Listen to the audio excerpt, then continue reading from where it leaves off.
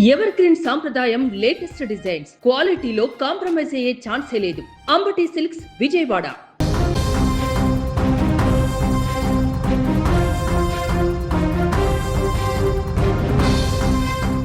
కేరళలో ఆసక్తికరమైనటువంటి పరిణామాలు చోటు చేసుకుంటున్నాయి.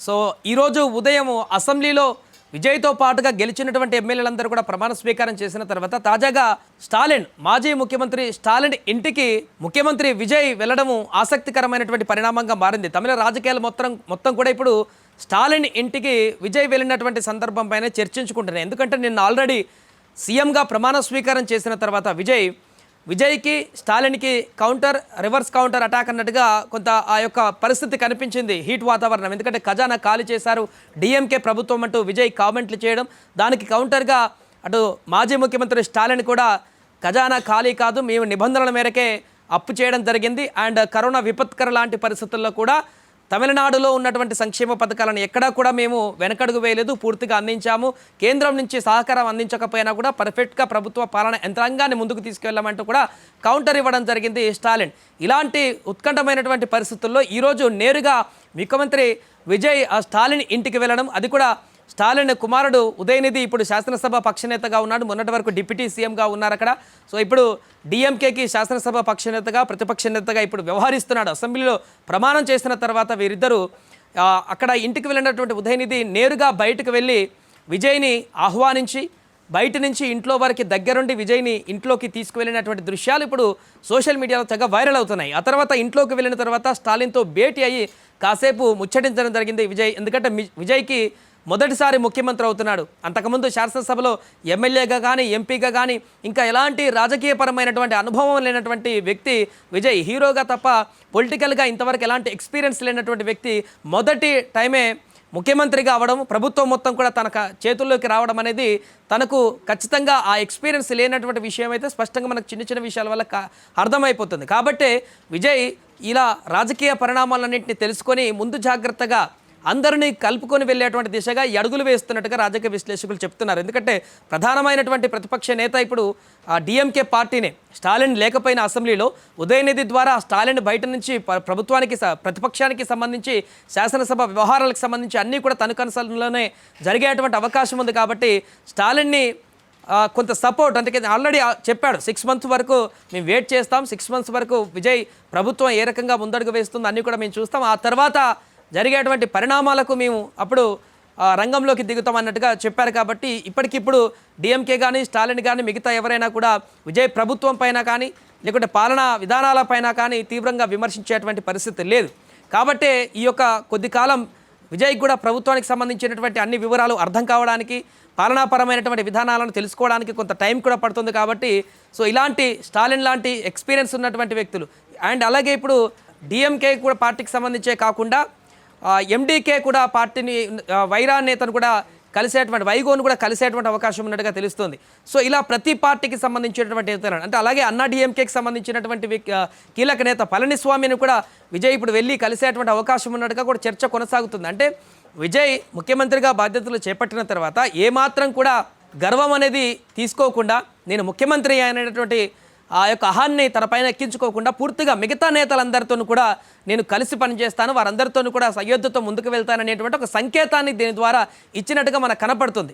ఆల్రెడీ నిన్న తను చేసినటువంటి ఒక కామెంట్కి వెంటనే స్టాలిన్ నుంచి వచ్చినటువంటి రియాక్షన్ చూడడం జరిగింది. ఈ నేపథ్యంలో కొద్ది రోజుల వరకు, కొంతకాలం వరకు ఎలాంటి ఇబ్బందులు లేకుండా విజయ్ ప్రభుత్వానికి, పాలనా యంత్రాంగానికి, తను చేసేటువంటి పనులకు మేనిఫెస్టోలో చాలా విషయాలని అమలు చేస్తామని చెప్పారు. కాబట్టి వాటన్నిటిని అమలు చేయడానికి కొంత సమయం పడుతుంది. కాబట్టి ఈ సమయంలో అంతా సెట్ బ్యాక్ చేసుకొని ప్రభుత్వానికి సంబంధించినటువంటి ఎన్ని నిధులు ఉన్నాయి, ఏ బడ్జెట్లో ఆర్థికపరమైనటువంటి అంశాలు ఏ రకంగా ఉన్నాయి, ఆయన ఇచ్చినటువంటి మేనిఫెస్టోని ఎలా భర్తీ చేయాలి, ఒక్కొక్క దానికి ఏ రకంగా షెడ్యూల్ చేయాలి, వీటన్నిటిపైన సెర్చ్ చేయడానికే విజయ్కి చాలా సమయం పట్టేటువంటి అవకాశం ఉంది. కాబట్టి ఈలోపు రాజకీయపరమైనటువంటి ఇబ్బందులు రాకుండా ప్రతిపక్షాల నుంచి, విపక్షాల నుంచి, తనకు మద్దతు తెలిపినటువంటి పార్టీల నుంచి కూడా ఎలాంటి ఇబ్బందులు రాకుండా ఉండేందుకు ఒక పాజిటివ్ వైబ్రేషన్ని తీసుకురావడానికి విజయ్ అందరి దగ్గరికి వెళ్ళి స్వయంగా తనే ముఖ్యమంత్రి అయినప్పటికీ కూడా ఎలాంటి భేదాభిప్రాయాలు లేకుండా వారందరి దగ్గరికి వెళ్ళడానికి ప్రయత్నం చేస్తున్నట్టుగా కనపడుతుంది. ఒక స్టాలిన్నే కాదు, ఇప్పుడు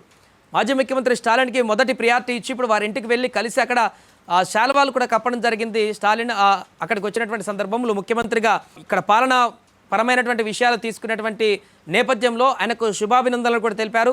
సో ముందుకు ప్రభుత్వాన్ని సక్సెస్ఫుల్గా తీసుకుపోవాలంటూ కూడా కొంత కంగ్రాచులేషన్స్ కూడా చెప్పడం జరిగింది.